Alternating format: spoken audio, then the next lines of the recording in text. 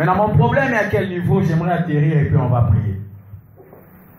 Mon problème est au niveau où, pourquoi, quand il a vu Dieu pour la deuxième fois, il a bâti l'autel. Avant que je ne puisse atterrir par bâtir l'autel, quand je préparais ce message, j'ai senti l'esprit prophétique du Seigneur reposer sur moi et me dire que devant toi tu auras un public. Regarde bien ces visages, c'est des hommes ordinaires. Alléluia. C'est des hommes ordinaires. Effectivement, ce soir, quand je regarde, c'est des hommes ordinaires qui sont devant moi. Des hommes qui sont, écoutez, si on peut utiliser le terme français que j'aime, Abraham était comme un cheval non partant. Amen. Il y a des gens, quand tu les regardes, tu te dis, cet homme ira loin. Mais il y a des personnes, quand tu les regardes, tu as l'impression qu'il ne peut s'arrêter qu'à. Tu les limites déjà. Abraham était un homme qui ne vivait que pour sa famille. Et d'ailleurs, il avait une femme qui n'avait pas d'enfant. Donc déjà, même un homme sans lunettes prophétiques pouvait dire que cet homme n'aura pas de petit-fils. C'était un cheval non partant. Et ce soir, je voudrais parler à toutes ces personnes qui, d'une manière ou d'une autre, le monde vous considère comme étant des chevals non partants. Quand tu regardes, tu es semblable à ce que la Bible dit. Est-ce que de Nazareth peut-il sortir quelque chose de bien? Est-ce que vous savez qu'il y a des femmes au Talepena Boye, au Yata Touli et au Kamoussadi sauté? C'est à ces genres de personnes que je voudrais parler. Il y a des gens, quand tu les regardes, jamais tu ne peux prophétiser qu'un jour il sera millionnaire.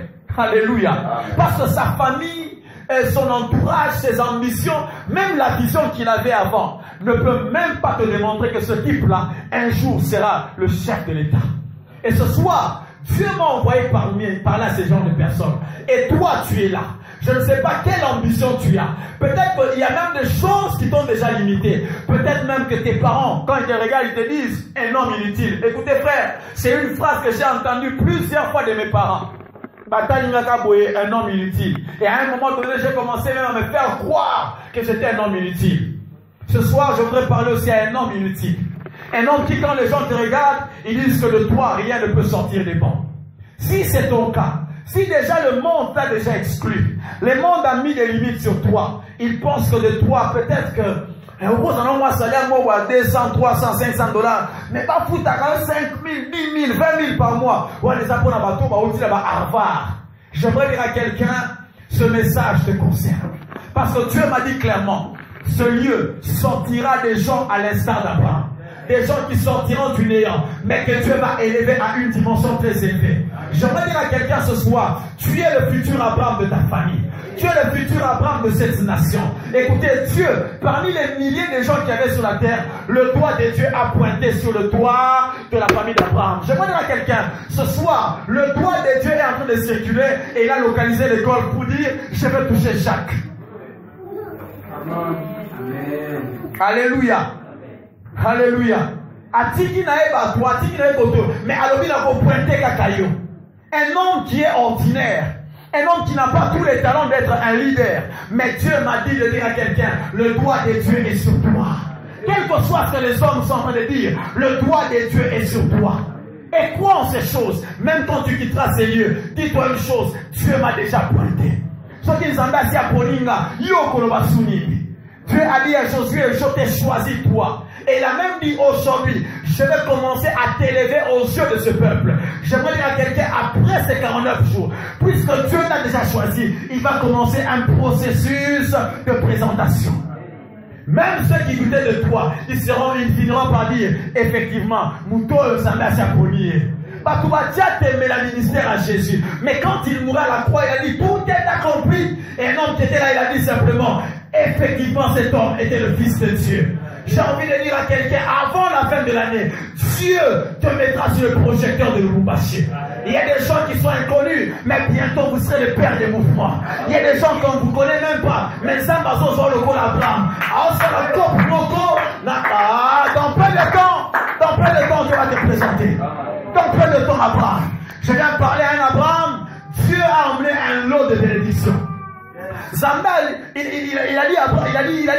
a dit à Abraham, quitte ton pays, ta patrie et la maison de ton père. Il lui a demandé de quitter 3 choses, mais il lui a proposé 8 choses.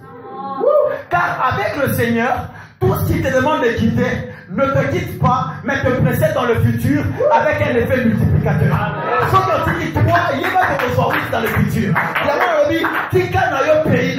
Mais il dit, je ferai de toi une grande nation. Pourquoi? Celui qui abandonne un pays, Dieu fera de lui une grande nation. Ce n'est pas une nation, mais une grande. J'aimerais dire à quelqu'un, tout ce que tu abandonnes pour Dieu te précède dans le futur avec un effet multiplicateur. Yangwana, le Père lui-même, avait abandonné son unique fils Jésus. Il a sacrifié à la croix. Mais en retour, toi et moi, nous sommes les fils de Dieu. Car pour Dieu, on dit qu'il m'en a moko, mais on récolte au centuple. J'aimerais que quelqu'un croie dans ces choses. Tout ce que tu as abandonné pour le Seigneur, c'est que tu sacrifieras pour Dieu. Sache que ne te quitte pas aujourd'hui, mais te précède dans le futur. Voilà pourquoi il est écrit dans la Bible. Jette ton pain à la surface de l'eau. Avec le temps, tu le retrouveras. Avec le temps, tu le retrouveras. Il y a des proverbes tels que quelqu'un qui m'a dit, il a dit, soit tu décides de t'amuser actuellement pour payer le prix demain, soit tu payes le prix aujourd'hui, tu t'amuses prochainement. Il y a des gens aujourd'hui, vous avez sacrifié votre jeunesse. Mais bino, vous sacrifiez à vous. Sache que dans le futur, Dieu vous restituera toute la joie que vous avez sacrifiée. Quelqu'un me dit amen. Abraham arrivé là-bas, il a bâti un hôtel. Voyez maintenant le cœur de mon message et je vais finir par là. Pourquoi bâtir un hôtel? Avant d'aller loin, voici la définition d'un hôtel. C'est un lieu destiné à recevoir un sacrifice pour Dieu. Même si je prends cette chaise et elle commence à recevoir des sacrifices pour Dieu, elle devient un hôtel. À l'époque, c'était des pierres. Avec le temps, c'était devenu des tables. Elle peut avoir plusieurs matières. Ça peut être un arbre, mais c'est tout endroit destiné à recevoir un sacrifice pour Dieu. C'est un endroit destiné à recevoir un sacrifice pour Dieu afin de bénéficier de ce Dieu une faveur. Je donne un sacrifice, j'attends en retour que Dieu m'accorde la faveur, que Dieu m'accorde la sécurité, que Dieu me bénisse. C'est tout endroit sous lequel on dépose un sacrifice afin de créer un mouvement spirituel. J'ai expliqué ça pendant les 14 jours. C'était en bâtissant l'autel que Jacob a vu les anges monter et descendre. Et il a dit que ce lieu est redoutable. Car tout lieu où tu as mis un sacrifice libère un mouvement des anges, un mouvement spirituel. Voici un peu la définition de l'autel. J'aimerais élargir par extension. L'autel aussi, bâtir un autel, c'est investir ses avoirs. Car quand tu bâtis un autel, ça te prend du temps.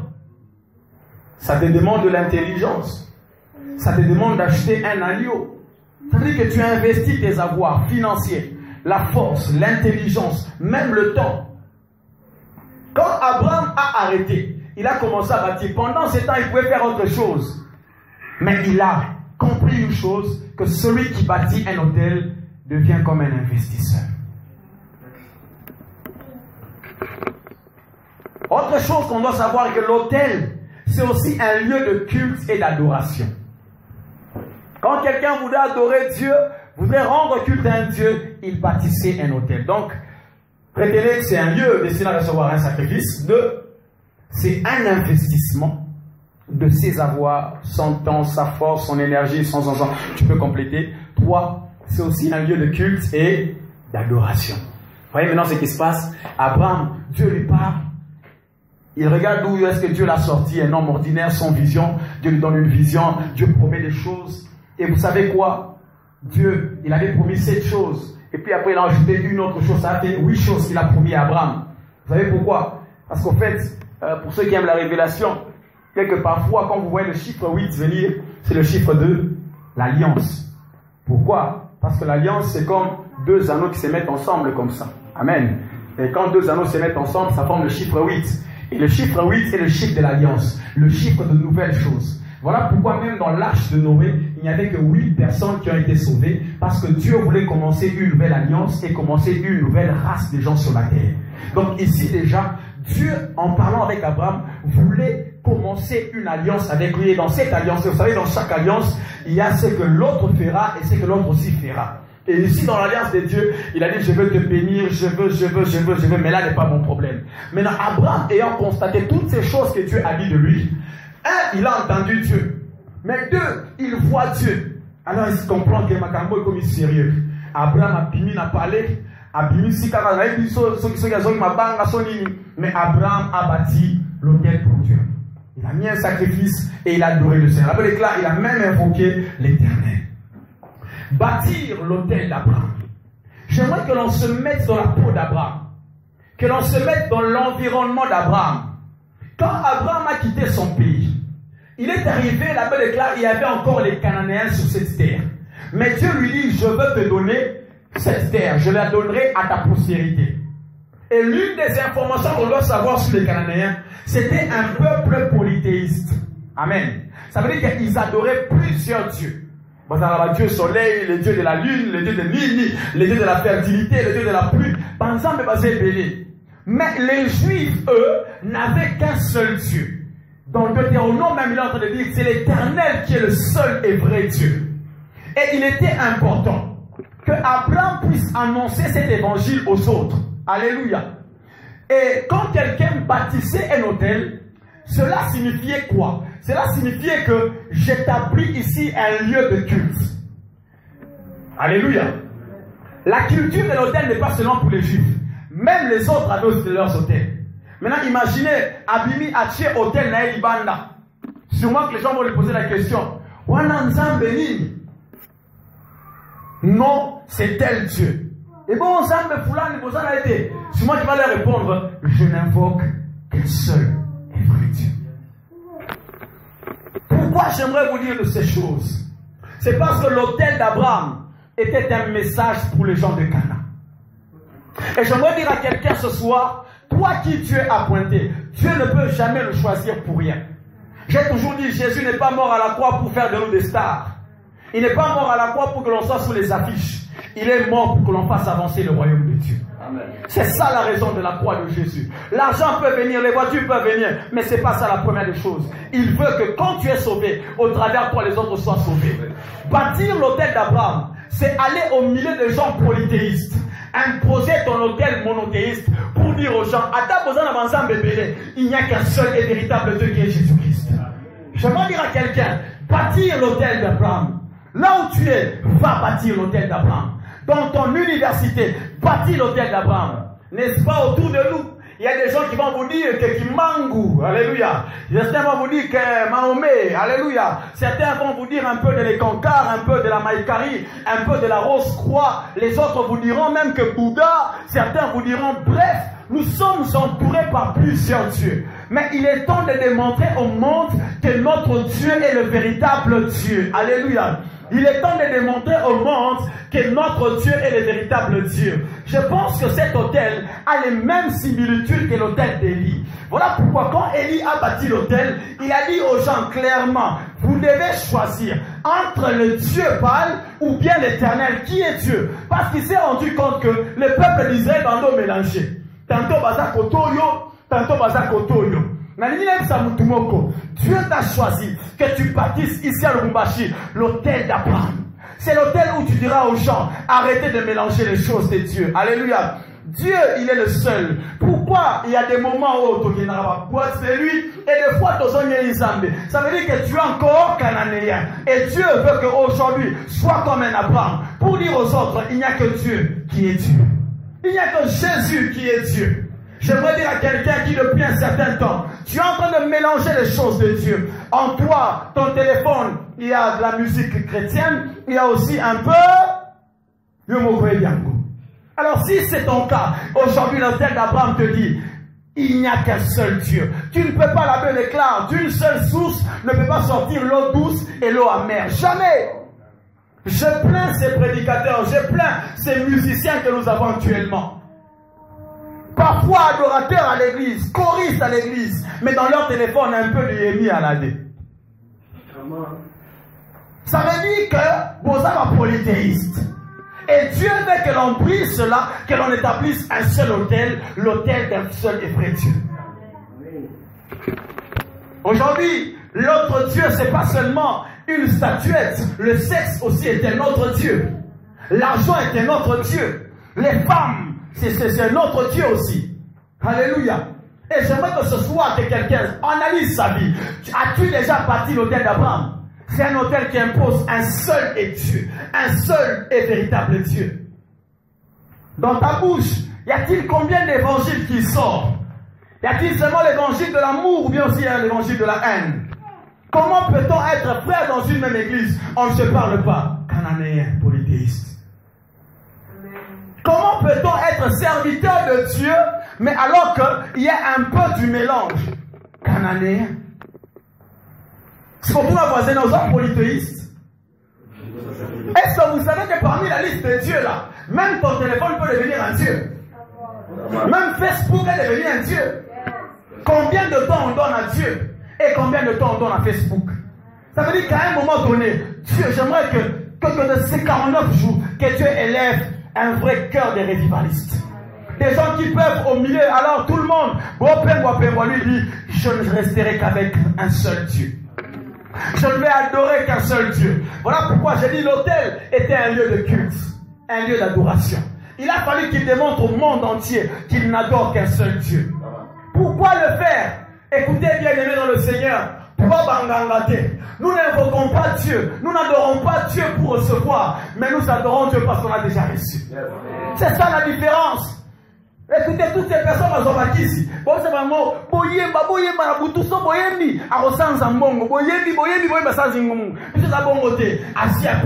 il y a 2000 ans qu'il a déjà donné. Alors nous adorons simplement parce qu'il a déjà donné. Abraham aussi a bâti l'autel, non pas pour avoir, mais parce qu'il avait déjà reçu les promesses. J'aimerais dire à quelqu'un, il est temps qu'on replace encore le message de la croix. Le véritable autel, c'est la croix de Jésus, là où le Fils a été sacrifié. Alléluia. Deuxième vérité que j'aimerais dire à Abraham. En fait, le message d'Abraham est simple. Et sûrement qu'il est en train de dire aux gens, dans votre autel, désormais, je ne servirai qu'un seul et unique Dieu. Je l'ai entendu en secret, mais je le démontre en public en bâtissant un autel, qui est l'autel de ma foi en Dieu. Il disait aux Cananéens, vous avez plusieurs dieux, mais sachez qu'il existe un seul et unique Dieu qui est l'Éternel. Il disait aux Cananéens, si j'ai quitté mon pays, c'est pas parce que je crois que ce Dieu me donnera une cité qui a des solides fondements. Alléluia.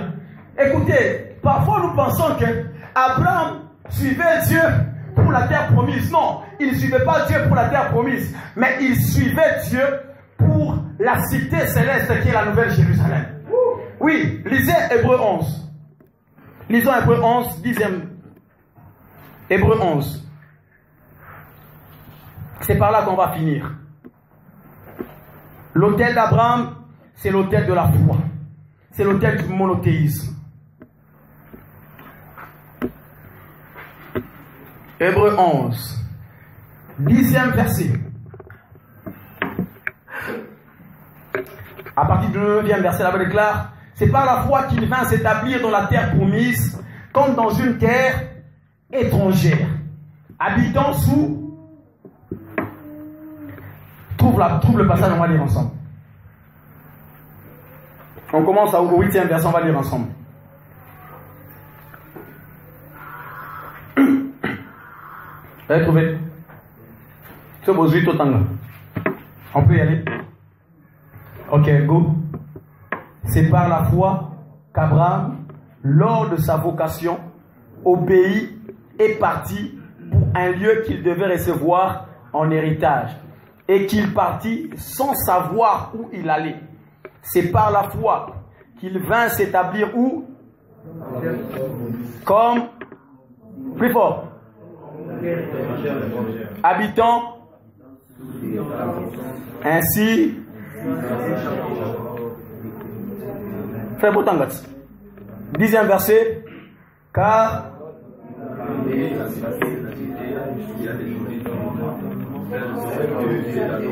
ça mon ensemble ça je suis beaucoup ça au début un film. 10e verset. 9e verset, c'est par la foi qu'il vint étrangère, habitant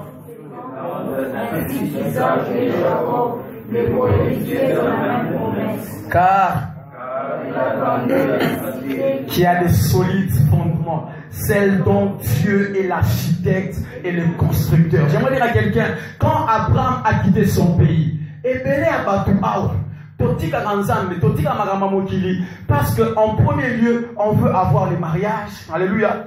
On a parlé en golf, on arrange. Frère, on ne se convertit pas pour les choses matérielles, mais on se convertit pour la cité que Dieu est en train de bâtir pour nous. Voilà pourquoi quand Jésus a gagné le monde, il leur a dit quoi? Je m'en vais vous préparer une place. Parce qu'il est l'architecte. Et aujourd'hui, j'aimerais dire à quelqu'un, l'hôtel d'Abraham, c'est un hôtel où tu l'as bâti pour donner un message qu'il existe un Dieu unique. C'est l'hôtel de la foi. C'est l'hôtel où tu démontres publiquement la foi que tu as reçue en secret.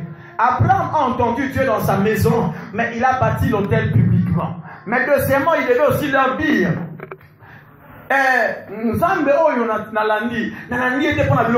j'aimerais dire à quelqu'un, comme je l'ai établi ici, l'hôtel est un endroit d'investissement, n'est-ce pas?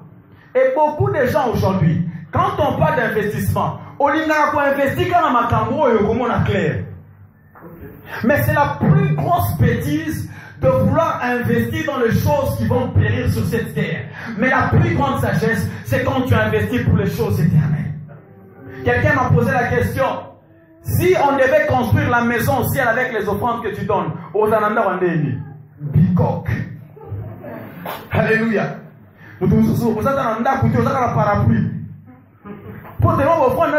Pourquoi? Parce qu'on pense qu'il faut investir dans les choses ici-bas. Il y a des gens qui sont capables de beaucoup pour avoir seulement l'argent, mais ils font peu pour Dieu. Abraham nous donne une leçon, qui est l'hôtel que j'ai bâti. C'était pour dire aux gens, mon message est simple. Natiki pays nanga. Ce n'est pas parce que Dieu va me donner une grande nation, mais c'est parce que j'attends une cité céleste. Et la preuve est que même quand il est arrivé là où le Dieu lui a dit, on a dit qu'il habitait quoi? Des tentes. Il n'a jamais construit une maison. Abraham pouvait être là, derrière comme il y a été. À cause de sa fabrique, à Tony Palais, mais à Tonga n'a pas été. À Salika tente. Vous savez pourquoi? Parce que celui qui habite une tente peut la demander à tout moment. Il voulait leur dire, je suis un adorateur, mais je suis aussi un pèlerin. Je ne suis qu'un passager sur cette terre. Pourquoi bâtir des choses solides sur cette terre alors qu'éternellement il n'y a pas de choses solides? J'aimerais dire à quelqu'un, le premier hôtel qu'on doit bâtir, c'est l'hôtel qui rassure l'éternité. Investis pour les choses éternelles. Investis pour les choses. Quand on sera là au ciel, je sais qu'un jour il y aura une liste. Car là-bas, il déclare qu'il existe aussi un livre de souvenirs. Là où tu vas commencer à appeler les gens un à un. Apôtre Hugues, on a se présenté. On a la casquette. On a se présenté Mamoko. Bon et fidèle serviteur. Tu as eu à gagner le chiffre ici. Il n'y a pas moyen de le prononcer en français parce que le français n'a pas inventé ces chiffres. Donc il y a billion. Amen. Tu as gagné 900 millions d'âmes. Tu as fait ceci, tu as fait ceci. C'est des choses. C'est dans des choses pareilles qu'il faut investir. Alléluia. Je parle à mes soeurs. C'est dans des choses pareilles qu'il faut investir. J'ai vu des frères s'investir à fond dans l'esprit, au côté esprit. Moi, c'est un peu aboyé. Aussi. Vous êtes là. Ça va te vider. Tu as investi dans les choses qui périssent. Aujourd'hui, j'aimerais dire à quelqu'un, bâtissons l'hôtel d'Abraham. Là où il y aura des choses éternelles qui nous attendent. La vie ne s'arrête pas ici. La vie, un jour, aujourd'hui, il y a des gens qui sont morts. Demain, ça peut être ton tour. Je n'ai pas peur de la mort. Si Dieu veut venir me prendre, alléluia. Mais on doit se rassurer quand on sera là au ciel. Y a-t-il de choses éternelles? Attends-tu aussi une cité céleste ou bien tu attends les choses terrestres? Aujourd'hui, j'ai voulu être équilibré dans la doctrine. C'est vrai que nous prierons pour le mariage, mais le premier hôtel qu'on doit bâtir, c'est l'hôtel qui doit nous rassurer la vie éternelle. Il a habité les tentes pour dire qu'à tout moment, Zamba Koye Mseye, Abraham, Tambola, Akangika, Aki. Voilà pourquoi dans le désert, on n'a jamais construit un temple. C'était un tabernacle. Le tabernacle était une tente montable et démontable. Mais dès qu'ils sont arrivés dans la terre promise, alors Salomon a bâti un temple. C'est l'image prophétique. Le désert, c'est le monde. Dans le monde, on ne bâtit jamais des choses éternelles. Dans le monde, c'est des choses passagères. Alléluia. Regarde, passager. Alléluia. Comment on a des passagers. La boucle d'oreille. Il y a des femmes qui sont capables de vendre leur corps pour les boucles d'oreille. Nous sommes pour la pizza. Nakino na shawarma. Pour la shawarma, t'es qui n'ont autres. Alléluia. Il y a des gens qui vendent même leurs images dans WhatsApp. Virez-les dans un pesa. Non, là, ils sont partis à l'écolo. Chose périssable. Alléluia. J'aimerais dire à quelqu'un, habitons les tentes. Soyons comme des pèlerins, mais surtout des adorateurs. Donc, si moi, je suis qui dit que na kanaka boy, non, Luka, papa Abraham, oh, père, Azara na tente, na hôtel. C'était les deux choses qui les caractérisaient. Tente kotoyo, mais koto hôtel. Ça veut dire que mouké adoration, mouké passager. Mouké adoration, mouké passager. Parce que quelle idée, tu regardes solo là. J'aimerais dire à quelqu'un que ça soit ta vie de chaque jour. Le matin, je me réveille adorateur, mais à tout moment, j'attends le signal. La sonnette, la trompette peut sonner tôt au matin. Nathan Moula n'a été acheté, mais Nathan Moula n'attend parce que je sais que je suis un pèlerin. Que Dieu bénisse sa parole. Restons là où tu es. Le chemin du calvaire est étroit et périlleux. Seul je ne pourrai pas arriver jusqu'au bout. Apprends-moi à porter ma croix comme un vrai disciple, à vivre pour toi Jésus jusqu'à la fin de mes jours. Apprends-moi à compter mes jours. Je suis un pèlerin. Je suis un pèlerin. Dans ce monde tourment. Comment? Dans ce monde tourment. Je suis un passager. Un jour je retournerai auprès de mon Créateur pour lui rendre compte de ma vie ici. Oh, apprends-moi à compter mes jours. Je suis un pèlerin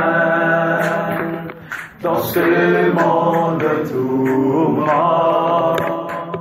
Je suis un passager. Un jour je retournerai. Un jour je retournerai auprès de mon Créateur. Auprès de mon Créateur pour lui rendre compte de ma vie ici-bas. Commence à bénir le Seigneur. Dis à Dieu, Seigneur, je voudrais simplement que la prière que je fais devienne comme un hôtel qu'Abraham avait bâti.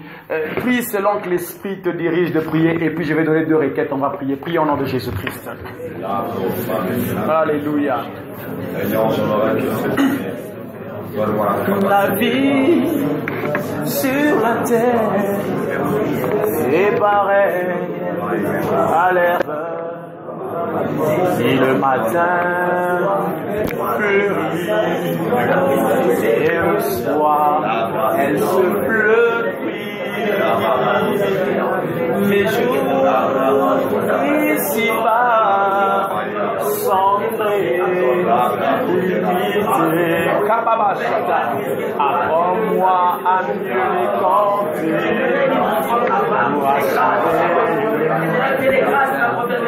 Oh Dieu, les choses éternelles. Investir pour les choses éternelles. Investir pour les choses éternelles. Oh, merci Seigneur. Merci parce que nous voulons lever nos yeux à la croix ce soir. Nous voulons lever nos yeux à la croix. Lever nos yeux à la croix, Seigneur.